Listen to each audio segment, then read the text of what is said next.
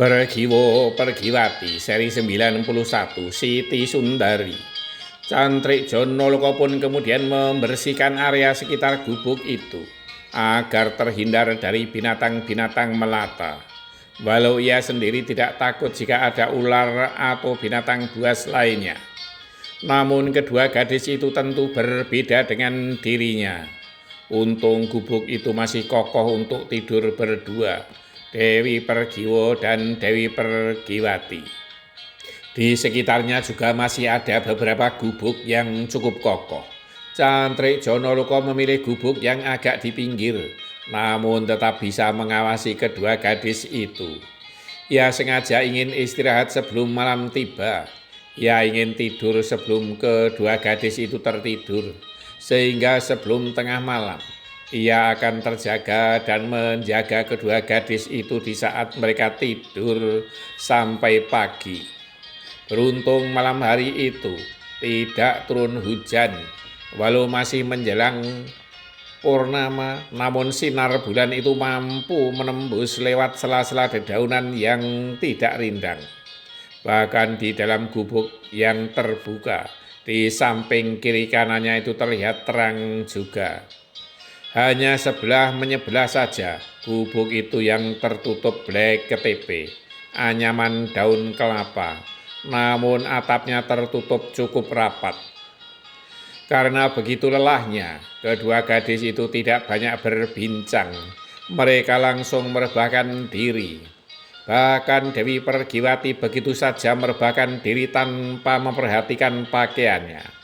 Sedangkan Dewi Pergiwo sempat berbenah dengan merapikan kain yang ia pakai.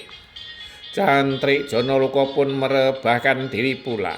Ia ingin tertidur barang sejenak untuk melepaskan penat.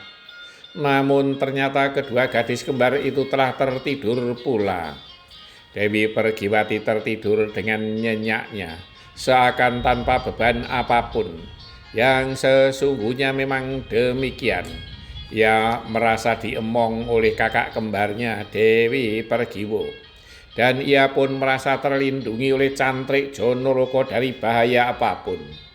Tidak demikian dengan Dewi Pergiwo yang mudah terjaga, karena ia merasa ikut bertanggung jawab atas keselamatan semuanya. Benar seperti apa yang direncanakan oleh Cantrik Jonoloko, ia pun telah terbangun sebelum tengah malam, dan ia tidak ingin tidur lagi. Ia ingin menjaga kedua gadis itu sampai pagi. Beruntungnya pula, mereka telah membawa minyak penghalau nyamuk yang terbuat dari dedaunan yang ada di Padepokan Andung Sumiwi. Walau di hutan itu banyak nyamuk berterbangan, namun tidak ada yang mengganggu tidur mereka.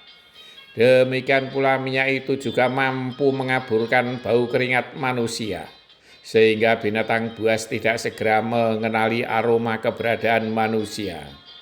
Walau sayup-sayup terdengar lolongan anjing hutan bersaut-sautan yang membuat bergidik mereka yang tidak punya nyali. Demikian pula suara burung kulik dan burung kedasih terdengar bersautan seakan ingin mencabut nyawa bagi mereka yang penakut. Terlebih ketika diselingi suara burung hantu seakan menyayat hati. Namun bagi mereka yang terbiasa hidup di Padepokan Andung Sumiwi, itu semua merupakan hal biasa. Dewi Pergiwo yang kadang-kadang terjaga pun tidak takut sama sekali.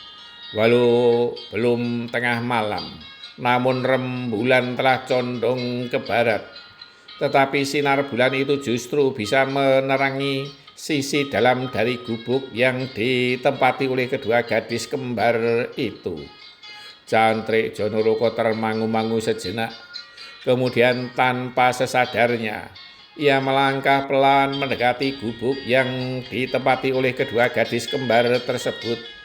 Ia kemudian ingin mengetahui apakah mereka aman-aman saja. Cantrik Jonoloko tertegun beberapa saat ketika telah sampai di gubuk kedua gadis itu. Betapa tidak, Ia belum pernah menyaksikan pemandangan yang menggetarkan jiwa lelakinya, yang selama ini ia tahan sekuat tenaga. Terkena sinar bulan yang menyinari bagian dalam gubuk itu, Cantrik Jonoloko terenganga menyaksikan kain Dewi Pergiwati yang tersingkap, sehingga tampak wentis yang putih mulus. Heranya dia bukannya segera meninggalkan tempat itu, namun seakan menikmati sesuatu yang belum pernah dibayangkan sekalipun. Bahkan ia semakin terenganga ketika melihat baju Dewi Pergiwati pun sedikit tersingkap. Kini Cantrik Jonoloko justru berdebar-debar. Ia tak mengerti perasaan apa yang berkecamuk mendera hatinya. Aduh, mengapa perasaanku menjadi tak karuan seperti ini? Batin Cantrik Jonoloko bersambung. Orang yang tangguh, puguh, dan teguh adalah mereka yang mampu mengatasi godaan.